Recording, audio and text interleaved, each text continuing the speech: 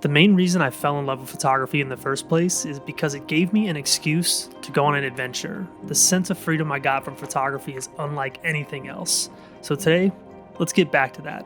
Let's take this new Leica Q2 out, test it, make some pictures, and have some fun.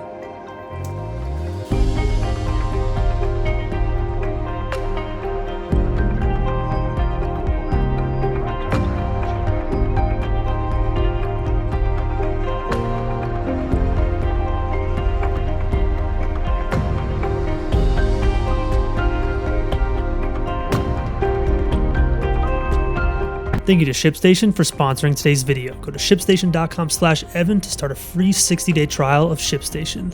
Yeah, buddy. So we are out at a waterfall called Dry Falls today. I have not been here since 2020.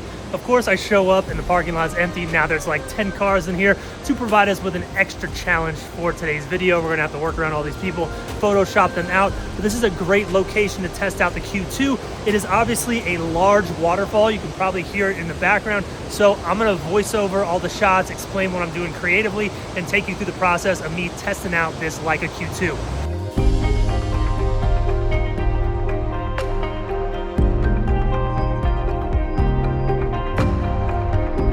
So I told y'all I'm actually going to use this camera. This is not just going to be a collectible item for me. So the first photo, I have the camera up on a tripod. The waterfall is in the background. I'm going to be in the foreground and midground. So I set the camera interval timer. I move out in front of the camera. And on this shot, I have the shutter speed low and the aperture high. So as I walk in and out of the frame, I can create this ghosting type effect. I got this from my friend Chris House actually. And that shot is cool. It's something a little bit different, but I wanted to have a backup image also of me just sitting on the bench and having the waterfall moving in the background.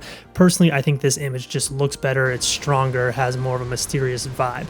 Now I move up towards under the waterfall. I guess I wanted to try to utilize some type of dramatic scene where I'm under the falls, and this shot looks cool. The rocks are great in the composition, but there's too much water on the lens. So I move away from the water to keep the camera clean, and I set up this composition right here where I'm going to walk out and be basically the subject of this shot. We have some good lead lines. We have the waterfall creating that drama, but there needs to be a subject in this particular scene. So that's why I'm using myself.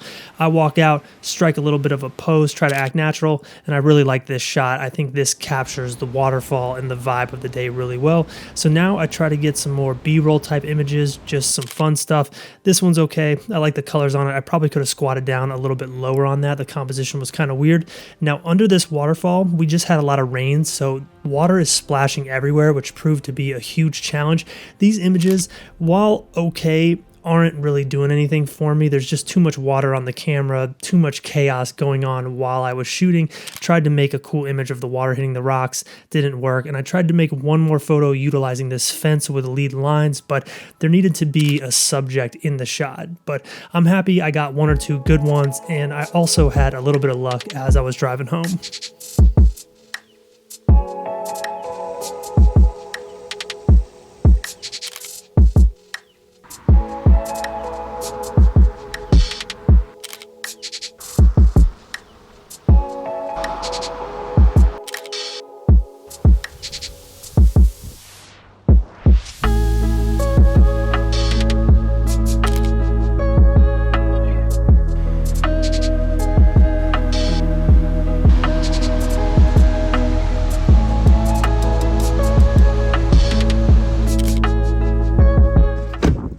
Making my way down the mountain. Sorry, headed back to Atlanta right now. So today was a successful day. The Q2 held up well. It got very wet, but you know, it's a pretty tough camera, so I'm not too worried about it. I love using that thing. The Q is my favorite camera ever, and it's cool to have the upgraded one. So while I drive home, I want to thank the sponsor on today's video, ShipStation. Last week I had the largest sale of the year on my website, evanramp.com, and it wouldn't have been possible to process these orders without ShipStation. Years ago, this many orders would have meant handwriting addresses and long lines at the post office. All those hassles go away with ShipStation's easy to use and easy to learn user interface. So if you're like me and you sell anything online, ShipStation is a must for your business. business. And to make things even easier, they integrate with almost every website hosting platform out there, including the one I frequently talk about on this channel. ShipStation is hooking up the entire channel with 60 days for free. Just go to shipstation.com/Evan and you can join the over 100,000 users of ShipStation today with a free 60-day trial at shipstation.com/Evan. Ship more in less time for a lot less money with ShipStation.